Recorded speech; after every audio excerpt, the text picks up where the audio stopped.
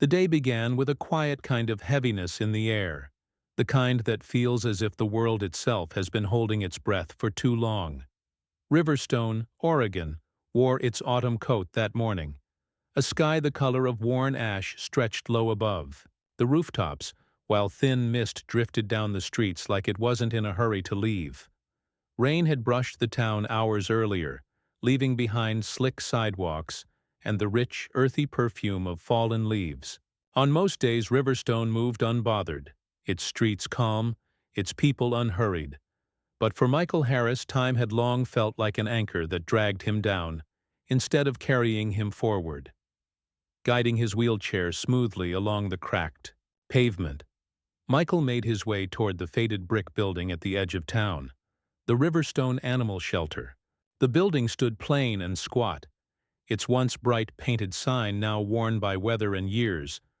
But to Michael, the place represented something more complicated. A chance, however small, to break the suffocating silence that surrounded him. At 42, he bore a weight far greater than his years. The strength of his upper body still carried the memory of the officer he used to be.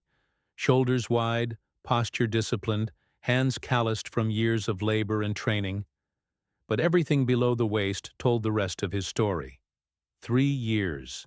Earlier, during a raid on a drug warehouse, a buried explosive had torn open the floor and changed life forever. Michael had survived by sheer miracle, but his legs had been taken, along with the life he had built. His badge was turned in, his nights broken by nightmares that replayed the blast, and worst of all, his partner, Bruno, his German shepherd, had vanished in the chaos, swallowed by fire and smoke. Everyone believed the dog dead. Michael had carried that grief every day since, like living with half a heartbeat. Home, when he returned from the hospital, felt less like a refuge and more like a sealed bunker where silence gnawed at him. His therapist had urged him for years to find a companion, another dog, not to replace Bruno, but to ease the ache of emptiness. Today, worn down by loneliness and coaxed by persuasion, he had finally forced himself here. Still, in his heart, he did not believe any dog could fill the absence left by Bruno. As Michael approached the door, it opened gently before he could reach for it. Linda Martinez, the shelter's longtime manager, stood there with a smile of warmth and quiet kindness.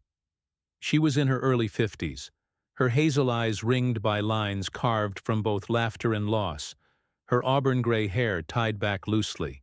Life had not made her path smooth.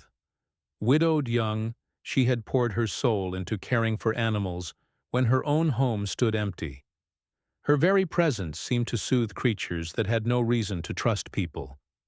"Officer Harris," she greeted, softly, still addressing him with respect, though she knew his badge rested in a box at home. Her voice carried a gentleness that made it impossible to turn away. "It's good to see you here today. We've got some companions I'd like you to meet."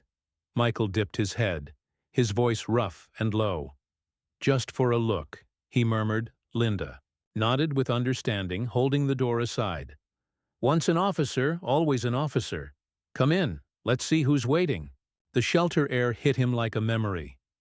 Bleach, wet fur, the faint musk of panic mixed with hope.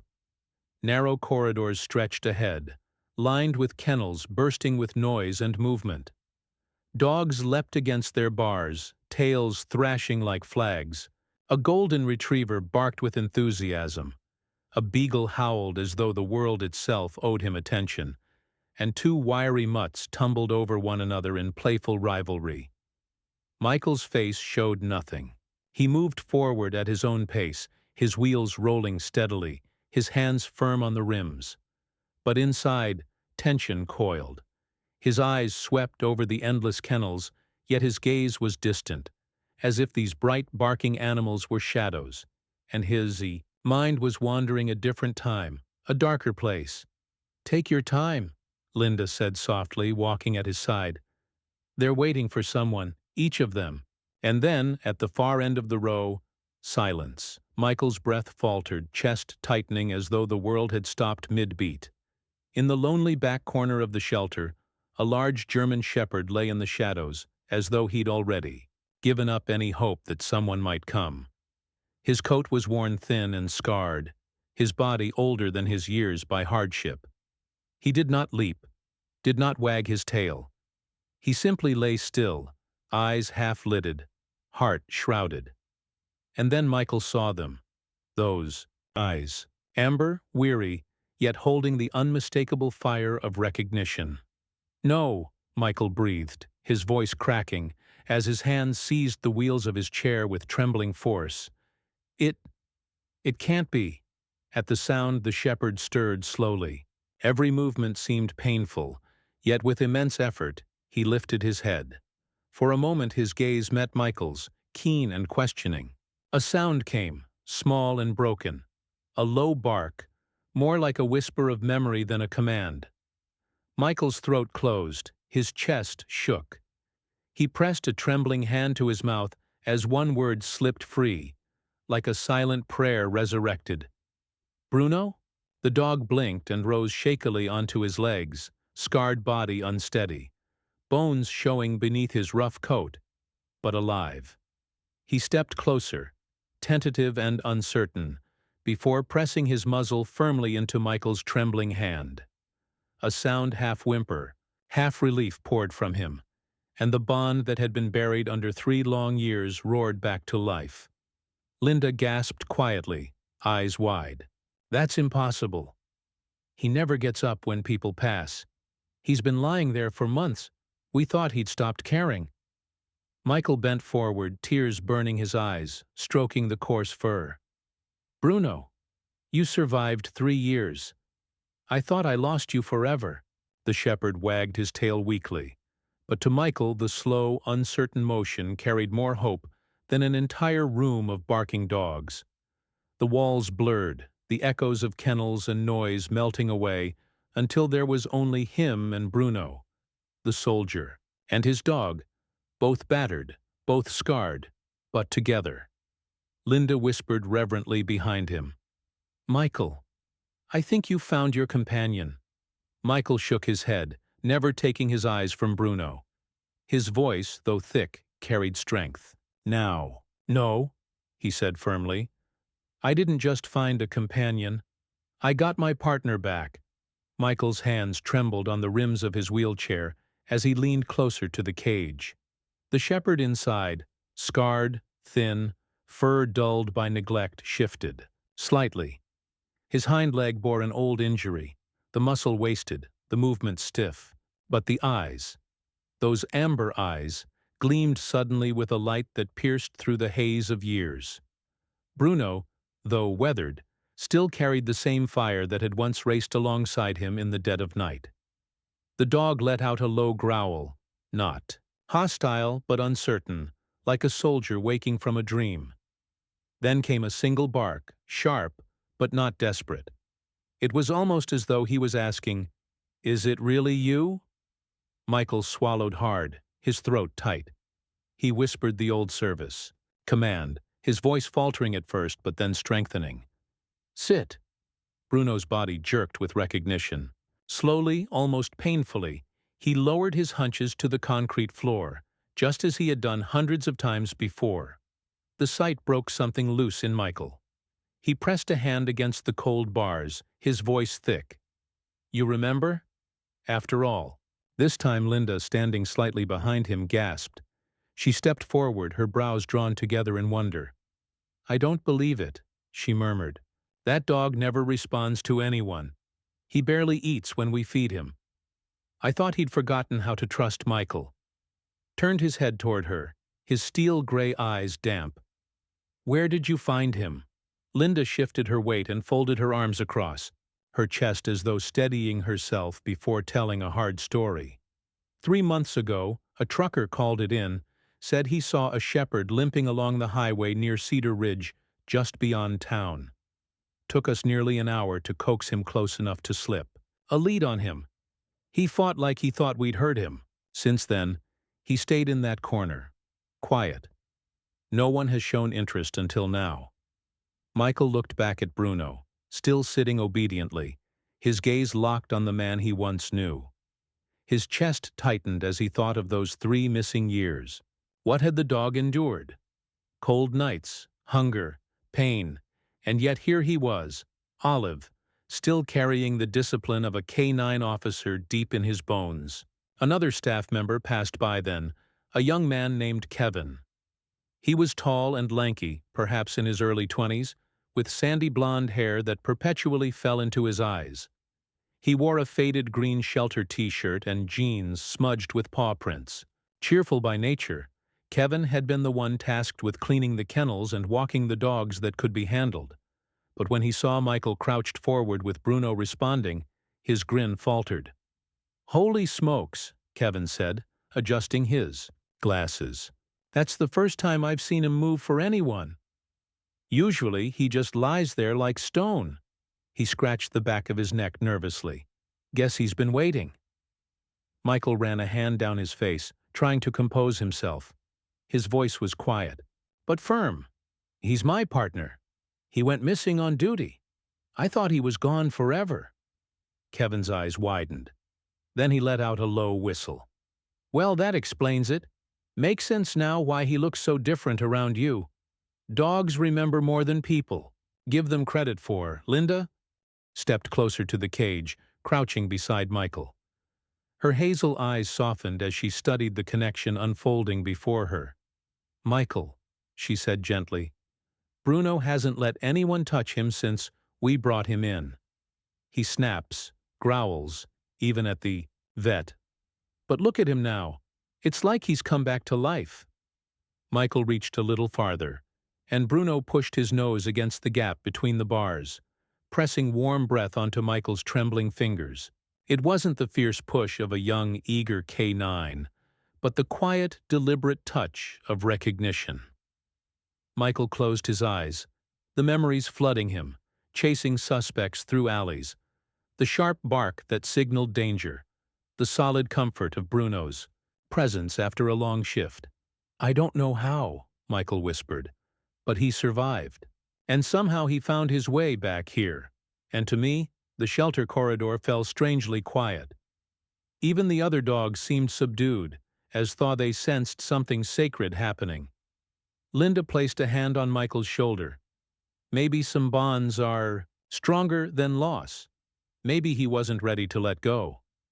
Bruno gave another bark, softer this time, his tail swishing once against the concrete floor. Kevin cleared his throat, shifting awkwardly but smiling again. "Well, if this isn't fate, I don't know what is." Michael chuckled, though it came out rough and horsaro. He looked at Linda, determination steadying his voice. "I'm not leaving him here. Whatever paperwork, whatever it takes, I'm taking him home." Linda hesitated, her practical nature flickering through her kind eyes. "Michael, he's older now, 9, maybe 10. His injury still troubles him. He doesn't trust easily. He'll need patience, care, maybe more than most people could give." Michael looked, down at his wheelchair, then back at Bruno, who still hadn't looked away. A weary smile tugged at his mouth. "We're both broken. But broken doesn't mean useless. If he remembers me, then I know we can heal together." Linda studied him for a long moment, then nodded. "All right. But you should know you'll need to visit with him a few more times before we finalize anything. We have policies, especially with dogs considered unadoptable. But I think you're the exception." Michael nodded, his chest swelling with something he hadn't felt in years. Hope. He reached through the bars again, and Bruno pressed closer, eyes shining with that same familiar loyalty. For the first time since the explosion, Michael felt whole. The paperwork was signed with Linda's steady hand guiding the process, her kind eyes glancing up every so often to check that Michael was certain. He never wavered. For the first time in years, he had felt something spark back to life, and he wasn't about to let go of it. Bruno was led from the kennel with a cautious gait, his paws clicking softly on the linoleum floor. His frame was leaner than it should have been, ribs faintly visible beneath the coarse fur. Yet there was still a proud dignity in the way he carried himself. As they approached the exit, Bruno hesitated. The doors opened automatically with a soft whoosh, letting in a breath of cool autumn air. He paused, his ears twitching back, a shadow of doubt crossing his amber eyes. Michael understood Bruno had been left, lost, hurt. Why would he trust the world outside another cage? Michael reached out, his fingers curling around the leash. He didn't tug. Instead, he spoke in that low voice Bruno had always known. "Let's go, partner." Bruno's ears flicked forward. His body tensed, then released. With a slow step, he walked forward and positioned himself naturally to the right side of Michael's wheelchair. His pace measured, matching the rhythm of the wheels as though no years had passed. The sight pulled a quiet breath of wonder from Linda. She folded her arms, shaking her head with a soft smile. "It's like he never left your side." The ride home was quiet. Michael's old pickup truck had been modified with a ramp to accommodate his wheelchair, and now Bruno lay in the passenger seat, curled against the worn fabric, his head resting on his paws. Every so often he lifted his gaze to look at Michael, and each time their eyes met, Michael felt the weight of those missing years, but also the blessing of this reunion. The house sat on the edge of Riverstone, a modest single-story cabin with cedar siding and a small yard enclosed by a wooden fence that had seen better days. Michael had kept it in order as best he could, but some corners bore the neglect of solitude. He wheeled himself up the ramp to the front door, glancing back as Bruno padded behind him. The shepherd's steps were slow but deliberate, his tail hanging low yet relaxed.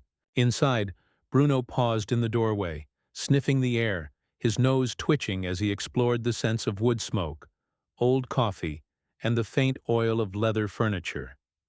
He circled the living room cautiously, his nails tapping against the hardwood floor before returning to Michael's side as if claiming the space once again. Michael guided himself toward the kitchen, speaking softly as he moved. "It's not much, Bruno, but it's home." He bent to place a bowl of water on the floor. Bruno approached, sniffed, and drank deeply, his throat working in steady gulps. Watching him, Michael felt his chest swell with both pride and sorrow. The dog had endured so much, yet he was still here. As afternoon faded into evening, Michael wheeled out to the front porch, Bruno following with quiet loyalty. Across the narrow street, the laughter of children carried through the crisp air. A boy, no more than 10, rode a battered red bicycle in wobbly circles near his driveway. He had a mop of chestnut hair that stuck up in all directions, and his jeans were torn at the knees. His face bore the openness of youth, but also a shadow of loneliness. This was Evan Miller, Michael's neighbor. Evan lived with his mother, Sarah, a woman in her early 30s who worked long hours at the diner in town. Her husband, Evan's father, had died in a car accident 2 years prior, leaving Sarah with a quiet resilience and a touch of sadness she tried to hide behind polite smiles. Evan, though spirited, often wandered alone, his companionship limited to his bicycle and the stray baseball he tossed against the garage wall. Evan noticed Bruno immediately. His bike wobbled to a stop, and he stared with wide hazel eyes. "Whoa," he breathed, dropping the handlebars. "That's a German Shepherd." Bruno stiffened, his ears tilting back, his body lowered slightly, a cautious stance. Michael raised a hand, calm but firm. "Easy, Bruno." He looked at Evan, his voice carrying across the street. "He's new here. Give him a little space." But Evan, curious and bold in the way only children could be, took a few tentative steps forward. His sneakers crunched over the gravel as he crouched low, extending a hand. "Hey, boy," he said softly, his voice gentle. "It's okay. I won't hurt you." Bruno's gaze fixed on the boy. His muscles trembled as if torn between retreat and recognition. Then, with a slow blink, he took a step forward. His nose twitched, inhaling the scent of the boy's hand. For a long moment, he stood frozen. Then, he lowered his head and allowed Evan's fingers to brush against his fur. Michael held his breath. half expecting a snap or growl. Instead, Bruno exhaled, a quiet, tired sound, and his body eased. Evan's face lit with a grin. "He likes me." Michael couldn't help but smile faintly. "Seems he does." From the doorway of the Miller house, Sarah stepped out. She was a slender woman with long brown hair pulled back in a messy ponytail, her face pale from fatigue, but still carrying a natural warmth. Wiping her hands on her apron, she called, "Evan, don't bother Mr. Harris." Her voice held a mixture of protectiveness and apology. Michael raised a hand in reassurance. "It's all right, Sarah. He's fine." She offered a small smile, though the lines of worry on her brow deepened.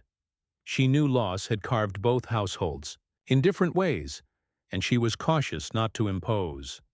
With a gentle call, she beckoned Evan back, though the boy looked reluctant to leave.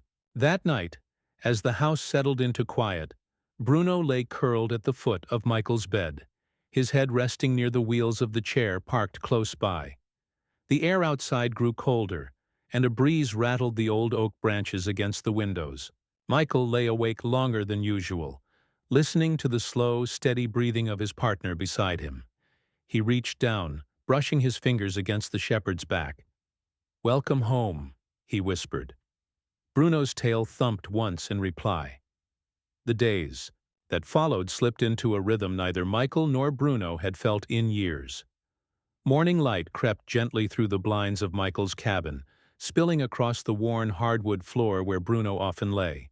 Despite his scars and limp, the shepherd carried himself with the same quiet dignity of his service days, though moments of hesitation still haunted him.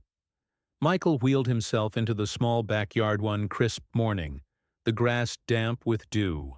He held a whistle in his hand, one he hadn't used since the night of the explosion. His heart pounded as he raised it to his lips and blew a short, sharp note. Bruno's ears flicked immediately, his body stiffening as though the years had fallen away. "Sit," Michael commanded firmly. The response was instant. Bruno lowered his hunches onto the grass, his amber eyes locked on Michael's. Relief washed over the man, and he let out a quiet laugh, almost foreign to his lips. He tried again, giving the command for stay. Bruno froze, not a muscle twitching, just Ash had been trained. But then, as Michael reached for the next command, a sudden clap of wood from a neighbor's construction project split the air. The sound mimicked an explosion too closely. Bruno flinched violently, his body dropping low, tail pressed tight between his legs. His chest heaved with panicked breaths, and he barked sharply, eyes darting around as if the yard itself had turned into a battlefield. Michael's hands stilled. On the rims of his chair, his voice softened, no longer an officer's command, but a friend's reassurance. "Easy, Bruno. It's over. You're safe." He wheeled forward, resting a hand against the shepherd's trembling shoulder until the dog's breaths slowed and his body eased. Michael exhaled, understanding the truth. They both carried wounds that didn't show on the surface. That afternoon, the quiet knock of knuckles sounded on the front door. Linda Martinez stepped inside carrying a brown paper bag filled with treats. She wore a thick wool coat, her auburn hair pulled back neatly, her cheeks flushed from the autumn chill. Her eyes brightened at the sight of Brunoing near Michael's chair. "Well, look at him," she said warmly, settled in like he never left. Michael smiled faintly. "We're getting there. Here remembers everything, but the memories aren't always kind." Linda set the bag on the counter and pulled out a parcel of fresh kibble, along with a bundle of bones wrapped in butcher paper. "I thought he might like something extra. He's earned it, hasn't he?" Michael chuckled. He always did prefer real food to dry kibble. Linda's gaze softened as she sat down across from him. "Word spreading, you know. Folks around town are talking about the officer who found his old partner again. Some call it fate. Others say it's a miracle." Michael's jaw tightened slightly. "I don't care what they call it. He's here. That's enough for me." Still, Linda could see. the flicker of something unspoken in his eyes. Pride, perhaps, or maybe their relief of no longer being entirely alone. She reached out, laying a gentle hand on his arm. Don't underestimate what this means to people. In a town like ours, we need stories of hope. Over the following week, Michael noticed subtle changes around the neighborhood. A box of biscuits appeared on his porch one morning with a note scrawled in a child's handwriting. For Bruno, the Hera dog. Later, a retired veteran from the American Legion post stopped by with a leash embroidered with the words "Never Forgotten." Each gesture was small, but together they built a quiet testament. Bruno had become more than a dog. He was a symbol of survival, of loyalty that even fire and time couldn't erase. On a particularly cool evening, Michael sat on the porch with a blanket draped over his lap. Bruno rested beside him, his head on the man's boot. Across the street, Evan Miller kicked a worn soccer ball alone, his laughter echoing faintly. When the ball rolled toward the curb, Bruno's ears perked. He stood, his limp noticeable, but his curiosity sharper, and nudged the ball back with his nose. Evan's face lit up. "Thanks, boy." He darted over and gave Bruno a quick scratch behind the ear.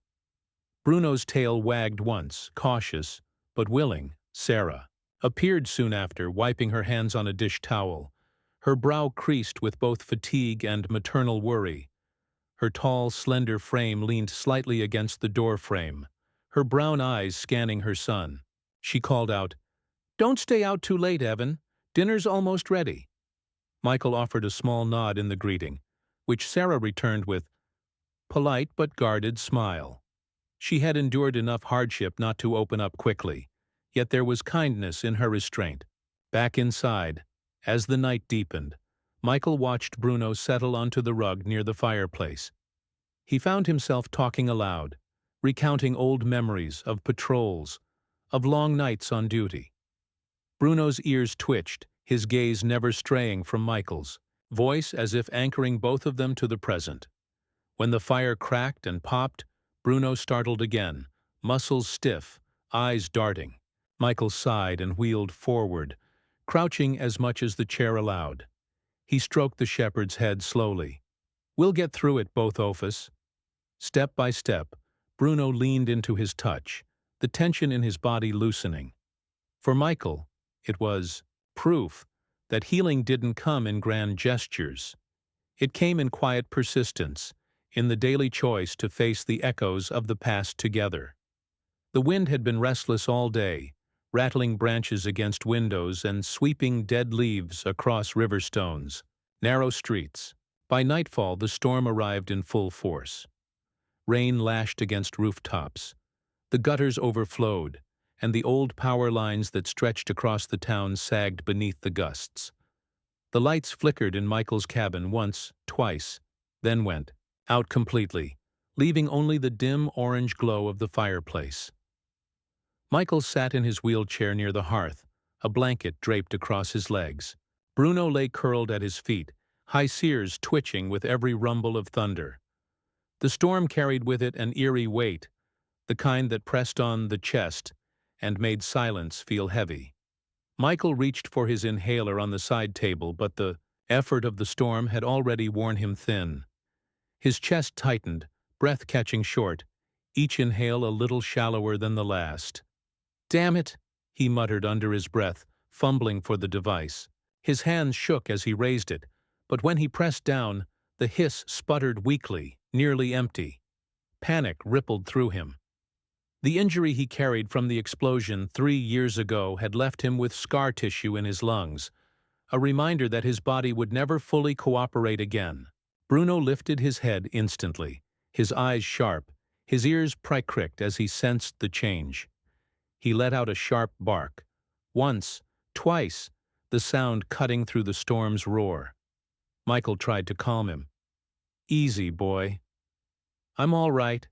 His words faltered, as another wave of breathlessness struck, leaving him clutching the armrest of his chair. Bruno rose to his feet, circling once before darting to the front door. He barked furiously, pawing at the wood, his instincts kicking in. When Michael didn't move, the dog turned back, his gaze burning with urgency. Then, with one last bark, he threw his weight against the door. The latch gave, and the German Shepherd disappeared into the storm. Across the street, young Evan Miller had been standing at his bedroom window, watching the storm with wide eyes.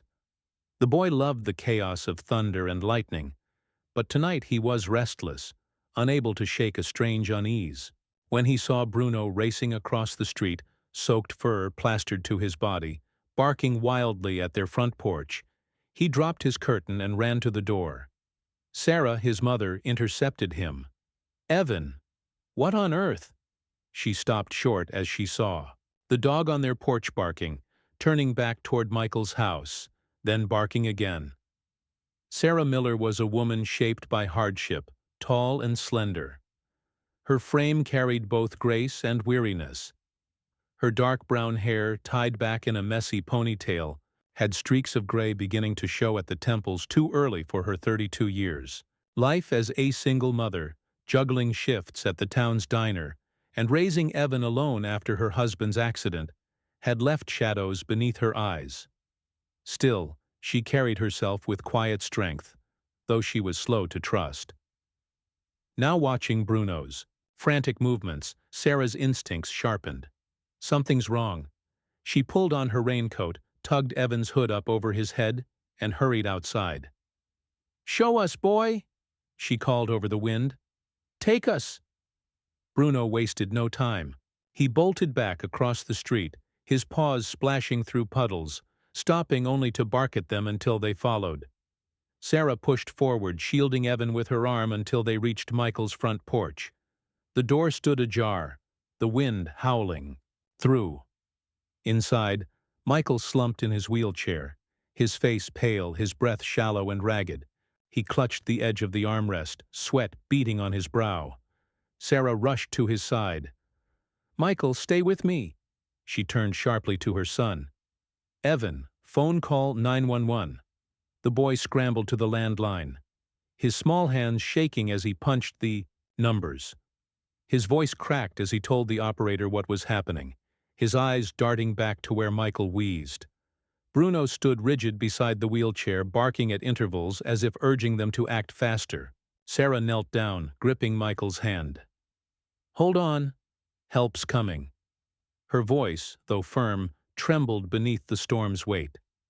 Michael managed a faint nod, his gray eyes focusing briefly on Bruno.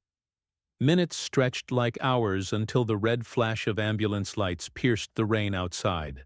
2 EMTs burst through the door, both in their 40s, clad in reflective jackets, soaked through from the storm. One, a heavy-set man with sandy hair named Tom, carried an oxygen tank. The other, a lean woman with cropped black hair named Alicia, wheeled in a stretcher. They worked quickly, sliding the mask over Michael's face, adjusting the flow of oxygen. His breathing eased slowly, the rasp softening into steadier pulls. "You'll be all right, sir," Tom assured him. "We've got you." Bruno stood guard the entire time, his fur dripping, his body tense, but his eyes locked on Michael as if daring the storm itself to challenge him. When the EMTs lifted Michael onto the stretcher, Bruno pressed close, brushing his muzzle against the man's hand. Michael's lips moved beneath the mask, his voice faint but clear enough. "Good boy. You saved me." Sarah wrapped an arm around Evan, who looked on with wide eyes, both frightened and awed. "See, Mom," he whispered. "I told you he's a hero." Later that night, after the ambulance had taken Michael to the hospital, and the storm finally began to fade, Sarah stood on the porch with Evan. Bruno sat beside them, exhausted but unyielding, his coat still damp.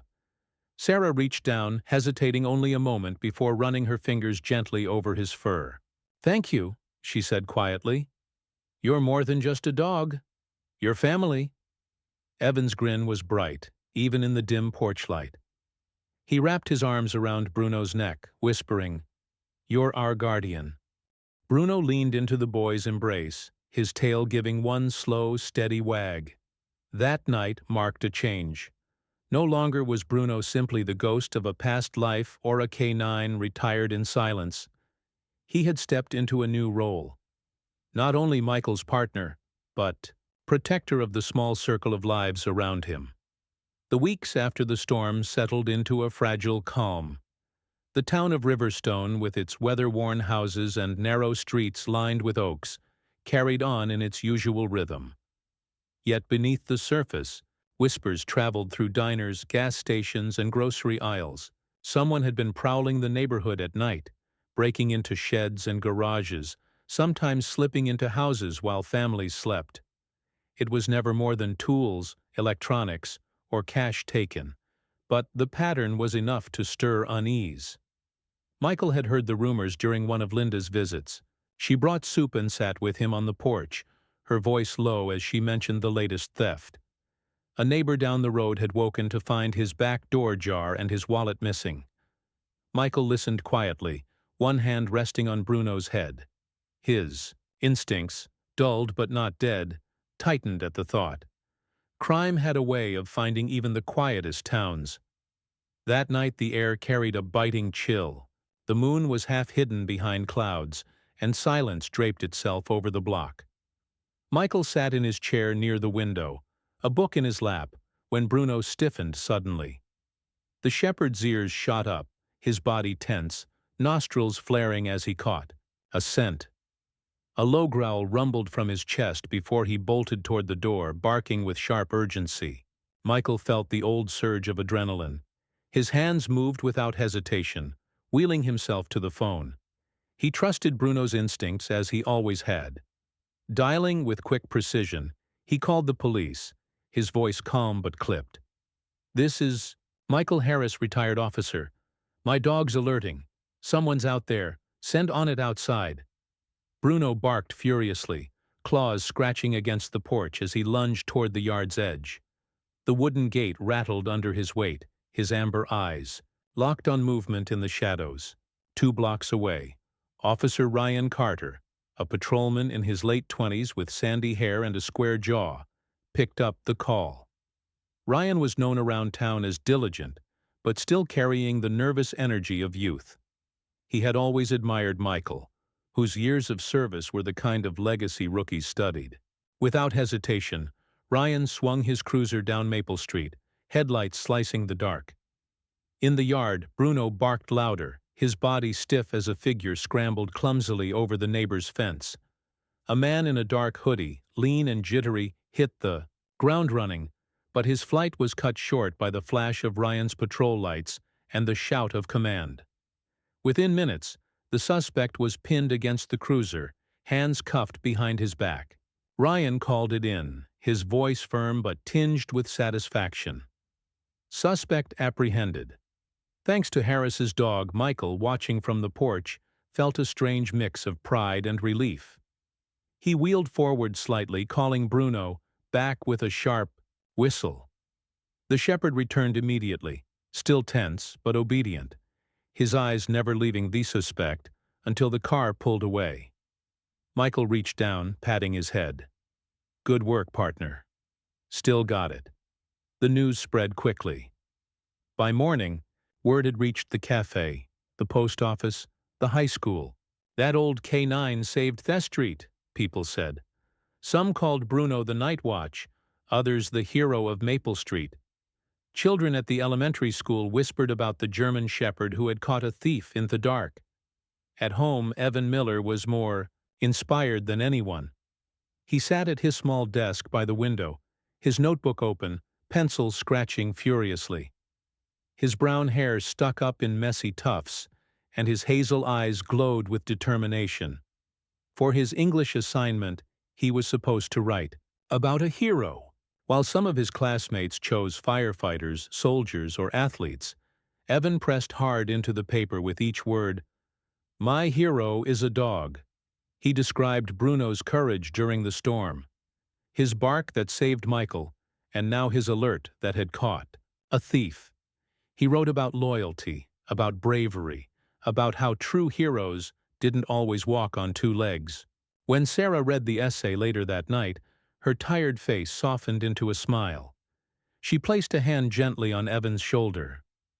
"Your father would be proud of you," she said, her voice quiet but filled with warmth. At school, Evan's teacher, Mrs. Parker, a petite woman in her 40s with sharp glasses and a kind smile, was so moved by the essay that she read it aloud to the class. Soon the story spread to parents, then to the local newspaper. Within a week, the headline read, "Boy calls K9 his hero, community agrees." Michael, though not one for attention, found himself approached by neighbors he hadn't spoken to in years. Some came to drop off treats for Bruno. Others stopped simply to shake his hand. He accepted their words with quiet humility, but deep down he felt the same as Evan. Bruno wasn't just a dog. He was a hero. That evening, as the sun sank behind the trees, Michael sat with Evan on the porch. The boy leaned against the railing, his notebook still in hand. Bruno lay stretched out at Michael's side, his muzzle gray but his eyes alert. "I want to be like you someday," Evan said suddenly, looking up at Michael. "A policeman. Someone people can count on just like you. And Bruno." Michael looked at him, a lump rising in his throat. He reached out, placing a hand on the boy's shoulder. "You've already got the heart for it, Evan. That's the hardest part. The rest you'll learn." Evan beamed, turning to scratch Bruno's ear. "Then you'll be my first partner, right, boy?" Bruno thumped his tail once, a quiet promise in the fading light. That night, as the cricket sang and the street lay peaceful, Michael wheeled inside with Bruno at his side. For the first time in years, he felt the neighborhood wasn't just a place he lived. It was a community he belonged to again, and all of it had begun with the dog who had come back from the dark. It was a bright spring morning in Riverstone, the kind that carried the smell of wet earth and blossoms. The storm season had passed, leaving behind a clearer sky and grass greening along the neighborhood paths. Michael had begun taking longer walks in his wheelchair with Bruno at his side. The shepherd, though slower and more deliberate in his steps, still held the posture of a watchful guardian, ears flicking to every rustle and sound.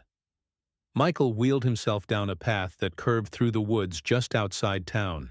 The trail had always been one of his favorites before the injury, a mix of packed dirt and grass shaded by oaks and maples, with the occasional view opening up to a field beyond.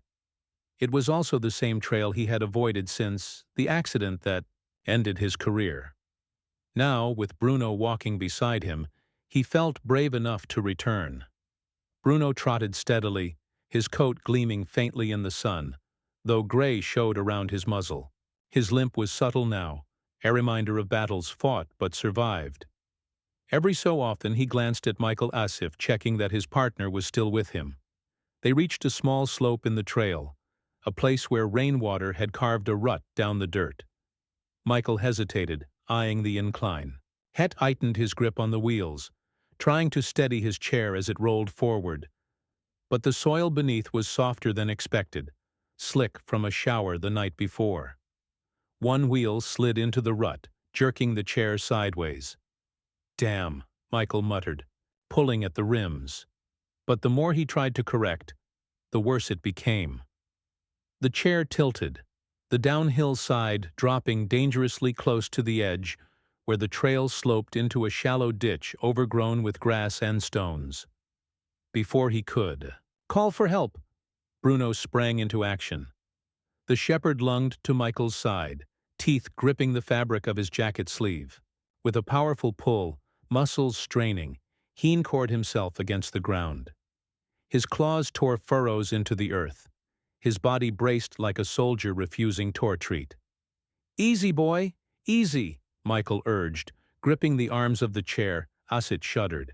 Bruno growled deep in his throat, pulling harder until the wheel found steadier ground. Inch by inch, the chair shifted back onto the path. Michael gasped as balance returned. The threat of tumbling into the ditch finally gone.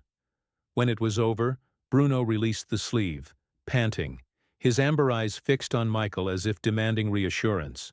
Michael reached forward, his hand trembling, and ruffled the fur on his partner's head. "You saved me again." Just like old times, Bruno's tail wagged once, slow but steady. Word of the near accident traveled quickly once Linda heard the story.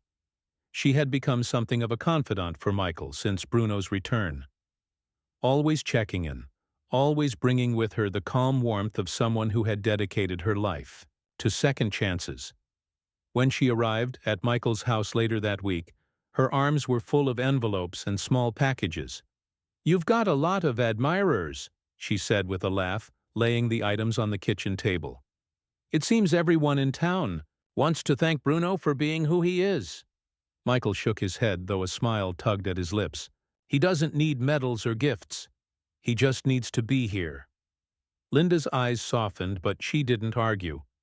Instead, she invited Michael, Bruno, and the Millers to the shelter that Saturday. "There's something I'd like to do. Nothing fancy, just a way for everyone to celebrate what Bruno means to this community." The shelter yard was filled with neighbors when they arrived.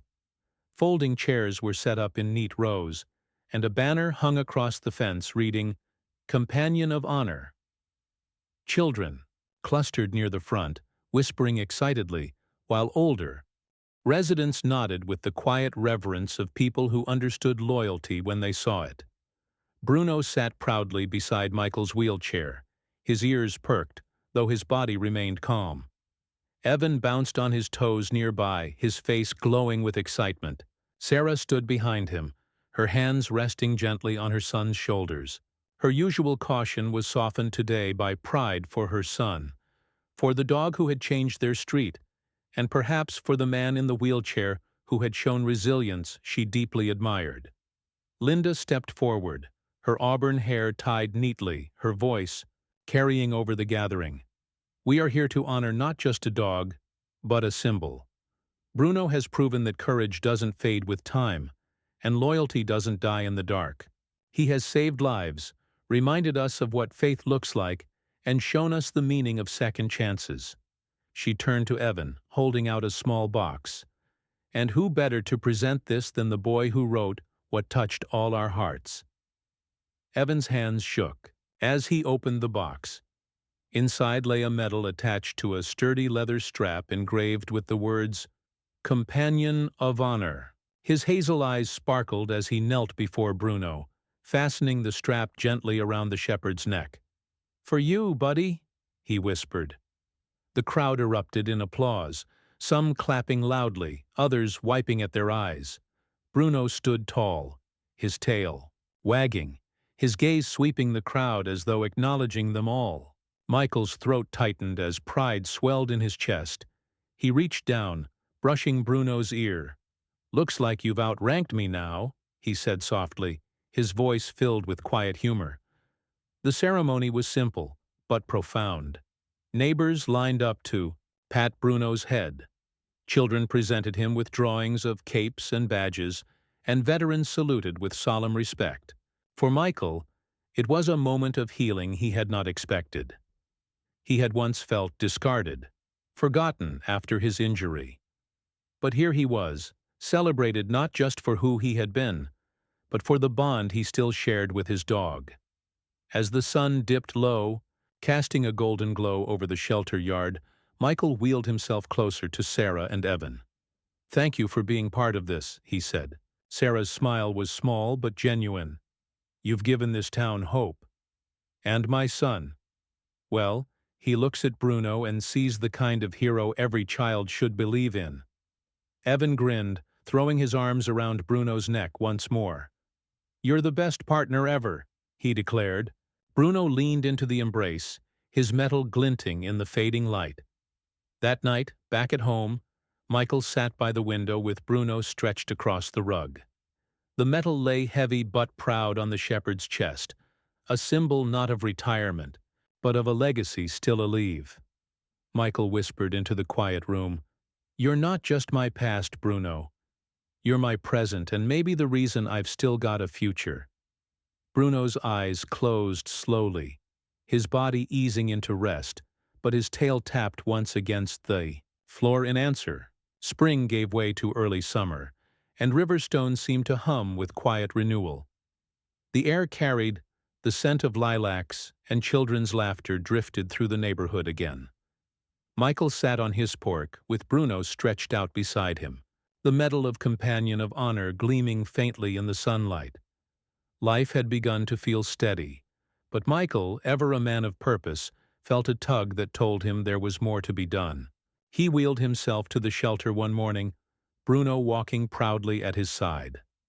Linda greeted them warmly, her auburn hair pinned up in a practical bun as always. She wore a denim jacket that had seen years of wear, but her posture was straight, her steps brisk. She had spent her life giving second chances to unwanted animals, but today Michael came with an idea that lit her curiosity. "I want to start something here," Michael told her, his voice steady but carrying the weight of conviction. "A program, not just adoption, training, healing dogs like Bruno, ones who've been broken, written off. I want them to have what we found again." Linda tilted her head, studying him with those kind hazel eyes that missed nothing. "You mean make Bruno the teacher?" Michael's lips curved into a rare smile. "Exactly. He's proof that scars don't have to end a story. He can show them the way back. To trust." By the following week, the shelter yard was transformed. Neighbors volunteered time and supplies. Officer Ryan Carter, eager to support the idea, brought in crates and leashes from the precinct. Even Sarah came after long diner shifts, tying her brown hair back and rolling up her sleeves to help. She was slender but strong, with the quiet determination of someone who had learned how to keep going through grief. Evan followed at her heels, full of boundless energy and curiosity. The first group of dogs was a mixture of breeds and temperaments. There was Daisy, a timid, golden mix with eyes that darted nervously at every sound. Max, a bulky pit bull with cropped ears, misunderstood but gentle when handled correctly. And Scout, a wiry terrier whose bark was bigger than his body. Each one bore their own history of neglect or abandonment, carrying fears that made trust difficult. Bruno entered the yard with calm authority. Though his steps were slower now, his gaze was steady, and the other dogs responded almost instinctively. Daisy, who normally shied away from people, inched closer when Bruno settled onto the grass near her. Max, often restless, lay down across from Bruno as though challenged to match his composure. Scout barked furiously at first, circling, but eventually grew quiet, watching intently. Michael demonstrated from his wheelchair, giving Bruno simple commands: sit, stay, heel. Each one Bruno performed flawlessly, his tail swishing once each time. The other dogs observed, some mimicking, others hesitant. Slowly, with repetition and patience, progress began. Linda watched from the fence, her expression touched. "He really is teaching them," she whispered. Evan beamed with pride, scribbling notes in his notebook. He had taken to treating every session like an academy class. He sketched drawings of Bruno demonstrating commands, jotting down phrases like, "Heroes never quit." He began dreaming aloud to Michael of joining the police force one day. Sarah, standing nearby, folded her arms with a soft smile. "You've given him something to look forward to," she told Michael quietly. "After his father passed, he shut down. Now every morning he's up early, ready to be here. You've given him hope." Michael's chest tightened at her words. He glanced at Bruno, who was gently nudging Daisy forward toward Evan. "It wasn't me," he said softly. "It was him. Bruno gave us all another chance." Weeks passed, and the program grew. More dogs arrived, each carrying scars of their own. Some were rehomed after finding their confidence again. Others remained longer, soaking in the calm presence Bruno radiated. The shelter, once a place of sorrow, had become a place of second beginnings. One Saturday afternoon, the yard was full of neighbors. Children ran between kennels with squeals of laughter. Parents chatted and volunteers handed out lemonade. Bruno sat in the center, a quiet pillar of it all, his amber eyes following the movement of the dogs and people around him. Michael sat near him, his wheelchair parked beneath the shade of a maple tree. He watched as Evan threw a ball across the yard, and Bruno, though slower than his younger days, jogged after it and returned it with careful precision. Evan's laughter rang out high and full, a sound that melted years of heaviness from Michael's heart. Sarah leaned against the fence, her face softened by the light of the setting sun. She caught Michael's eye and offered a smile, unspoken, but filled with respect, gratitude, and perhaps something more. For once, Michael didn't look away. As the day wound down, Bruno lay down beside Michael's chair, panting lightly, his metal glinting in the fading light. The shepherd's eyes closed, his body finally at ease as if he knew his mission had been fulfilled. Michael rested his hand on Bruno's head, his voice low, almost a prayer. "Thank you for finding your way back to me." He tilted his face upward toward the endless blue sky, the warmth of the sun still lingering. "And thank you," he whispered, "for giving us another chance." Evan's laughter carried across the yard as he called Bruno's name, his small figure chasing after the shepherd with unbridled joy. Michael felt a calm he hadn't known in years settle over him. He was no longer just a broken officer living in the shadow of the past. He had a family, a community, and a friend who had walked through darkness to bring him back into the light. Bruno lay peacefully beside the wheelchair, eyes half shut, tail brushing against the grass. He was no longer the lost dog hiding in the shadows of a shelter. He was home. He was a hero. In the end, Michael and Bruno's story reminds us that even when we feel broken, God has a way of bringing light back into our lives. Their reunion was more than chance. It was a miracle, a sign that love and loyalty are never truly lost. Just as Bruno found his way home after years of darkness, we too can trust that God will guide us through our hardest days, giving us second chances and healing for our wounded hearts. In our everyday lives, we may carry scars, some visible, some hidden. But miracles can appear when we least expect them, often in the form of love, friendship, or faith. If this story touched your heart, share it with someone who needs hope today. Leave a comment below and tell us what miracles you believe in. Do not forget to subscribe to the channel so you never miss stories of faith, healing, and the incredible bond between humans and animals. May God bless you and your families with strength, peace, and love.